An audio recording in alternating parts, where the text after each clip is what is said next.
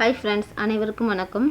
இன்னைக்கு நம்ம இந்த வீடியோல பார்க்க போறது ரொம்பவே ஈஸியான மெத்தட்ல ப்ளவுஸோட ஸ்லீவ் வந்து எப்படி ஜாயின் பண்றது அப்படிங்கறத பார்க்க போறோம்.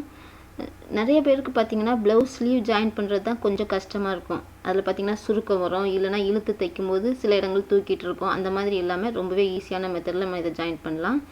இப்போ என்னோட ஸ்லீவ் வந்து நான் கட் பண்ணி எடுத்துர்க்கேன்.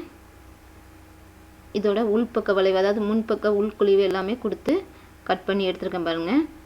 இந்த மாதிரி முன்பக்க உள்குழிவு கொடுத்து நீங்க கட் பண்ணி எடுத்ததுக்கு அப்புறமா இதோட சென்டர் பாயிண்ட ஃபர்ஸ்ட் வந்து நம்ம மார்க் பண்ணி எடுத்துக்கலாம்.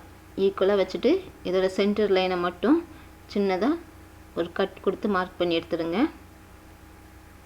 இந்த மாதிரி மார்க் பண்ணும்போது ரொம்ப ஈஸியா இருக்கும்.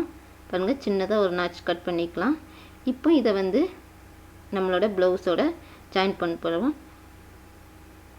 ஜாயின் பண்ண போறதுக்கு முன்னாடி நீங்க என்னோட சேனலை சப்ஸ்கிரைப் பண்ணலாம், மறக்காம என்னோட சேனலை சப்ஸ்கிரைப் பண்ணுங்க. அதே மாதிரியே பக்கத்துல வர பெல் பட்டனையும் மறக்காம கிளிக் பண்ணிடுங்க. இந்த வீடியோ உங்களுக்கு யூஸ்ஃபுல்லா இருந்தா கீழ இருக்க thumbs up பட்டனை கிளிக் பண்ண மறக்காதீங்க.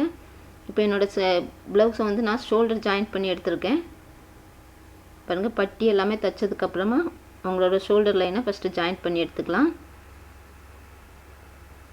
ரொம்பவே ஈஸியான மெத்தட் இது. ப்ளவுஸ் ஸ்லீவ்ல எந்த பிரச்சனையுமே வராம தைக்கணும் அப்படினா இத ட்ரை பண்ணி பாருங்க. பாருங்க சைடு எல்லாமே ஈக்குவலா கரெக்ட்டா இருக்கா அப்படிங்கறத செக் பண்ணிடுங்க. நம்ம ஸ்லீவ் ஜாயின் பண்றதுக்கு முன்னாடியே இது எல்லாமே கரெக்ட்டா செக் பண்ணதுக்கு அப்புறம் நீங்க ஸ்லீவ் ஜாயின் பண்ண ஆரம்பிங்க. இப்போ இதோட அதாவது முன்பக்க வளைவு நம்ம கட் பண்ணிருக்கோம் ஸ்லீவ்ல, அதே மாதிரியே ப்ளவுஸ்லயும் நம்ம உள்பக்க வளைவு கட் பண்ணிருப்போம். இந்த ரெண்டும் மேட்ச் ஆகுற மாதிரி தான் நம்ம எப்பவுமே ஸ்லீவ் தைப்போம். இந்த மாதிரி தைக்கும்போது உங்களுக்கு வந்து ஃபர்ஸ்ட் செக் பண்ண வேண்டியது இதோட சென்டர் லைன். இப்போ ப்ளவுஸோட சென்டர் லைன் பாத்தீங்கன்னா நம்மளோட ஷோல்டர் ஜாயின் பண்ணிருக்கோம்ல, அதுதான் நம்மளோட சென்டர் லைன். இந்த சென்டர் லைனும் நம்மளோட ஸ்லீவோட சென்டர் லைனும் ஒண்ணா ஆகுற மாதிரி நம்ம மேட்ச் பண்ணி வச்சு தான் தைக்க போறோம். அதனால ஃபர்ஸ்ட் வந்து ஷோல்டர் லைனை நான் சின்னதா ஒரு மார்க் பண்ணிக்கிறேன். நம்மளோட ஷோல்டர் தான் இதுக்கு வந்து சென்டர் லைன். இதுதான் நான் ஷோல்டர் ஜாயின் பண்ணிருக்க இடம்.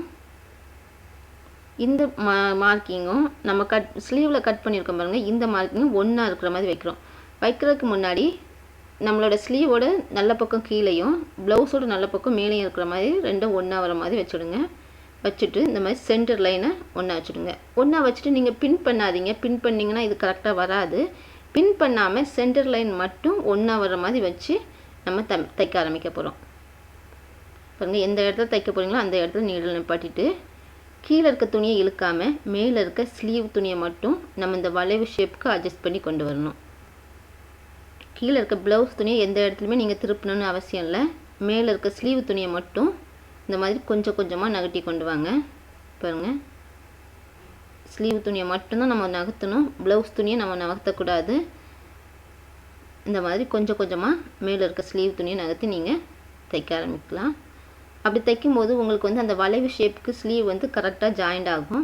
நீங்க சப்போஸ் அதை இழுத்தீங்க அப்படினா உங்களுக்கு அந்த இடத்துல கண்டிப்பா சுருக்கம் வரும். இழுக்காம நீங்க சென்டர்ல இருந்து ஒரு பக்கம் வரைக்கும் தச்சதுக்கு அப்புறம் அப்படியே அந்த இடத்துல ரிவர்ஸ் வாங்க. ஏன்னா நமக்கு அப்படி ரிவர்ஸ் வரும்போது ரெண்டு தையல் விழுந்துரும். இப்போ சென்டர் வரைக்கும் வந்ததுக்கு அப்புறமா இன்னொரு பக்கம் சென்டர்ல இருந்து இன்னொரு பக்கத்தை நீங்க தைக்க ஆரம்பிக்கலாம். இதுவும் அப்படிதான். கொஞ்சம் கொஞ்சமா மேல இருக்க துணி நகர்த்தணும். நகர்த்தும்போது பாத்தீங்கன்னா சைடுல இருக்க அந்த துணி எந்த இடத்துலயும் மேலேயோ கீழேயோ இல்லாம ரெண்டு துணியும் ஈக்குவலா இருக்கிற மாதிரி பார்த்துடுங்க. பார்த்துட்டு இதே மாதிரியே மேல இருக்க ஸ்லீவ் துணியை மட்டும் நீங்க நகர்த்தி கொண்டு வாங்க. கீழ இருக்க ப்ளவுஸை வந்து நீங்க இழுக்க தேவையில்லை. ஸ்லீவை மட்டும் கொஞ்சம் கொஞ்சமா நீங்க அந்த வளைவு ஷேப்புக்கு ஈக்குவலா கொண்டு வாங்க. இப்போ இன்னொரு பக்கம் அடிச்சாச்சு. அடிச்சதுக்கு அப்புறமா டபுள் தையல் போட்டுடலாம். இப்போ சென்டர்ல இருந்து நம்ம வெளியே எடுத்தாச்சு. எடுத்ததுக்கு அப்புறம் நீங்க திருப்பி பார்த்தீங்கனாலே தெரியும். பாருங்க இந்த மாதிரி சென்டர் லைனை நீங்க பிடிச்சி பார்த்தீங்கன்னா உங்களுக்கு சென்டர் லைன் பிடிச்சி பார்க்கும்போதே தெரிஞ்சிடும் நம்ம ஸ்லீவ் கரெக்ட்டா ஜாயின் பண்ணிருக்கோமா அப்படின்னு. பாருங்க இப்போ சென்டர் லைன் ஷோல்டர் சென்டரா இருக்கிற மாதிரி நான் வச்சிருக்கேன்.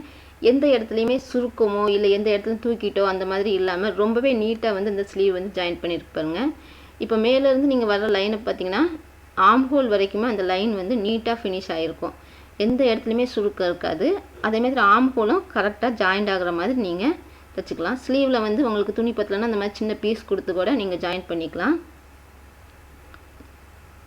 ரொம்பவே சிம்பிளா ஈஸியா வந்து இந்த ஸ்லீவை ஜாயின் பண்ண முடியும். ரொம்பவே ஈஸியான மெத்தட். சப்போஸ் உங்களுக்கு ஸ்லீவ்ல வந்து பிரச்சனை இருக்கு அப்படினா இந்த மாதிரி ட்ரை பண்ணி பாருங்க. எந்த பிரச்சனையுமே ஸ்லீவ்ல வராது.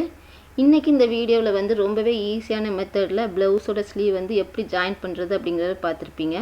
கண்டிப்பாக இந்த வீடியோ யூஸ்ஃபுல்லாக இருந்திருக்கும். யூஸ்ஃபுல்லாக இருந்தால் கீழே இருக்க தம்ஸ் அப் பட்டனை கிளிக் பண்ண மறக்காதீங்க. இதே மாதிரி இன்னொரு நல்ல யூஸ்ஃபுல்லான வீடியோவோட மறுபடியும் நான் உங்களை சந்திக்கிறேன். பாய்.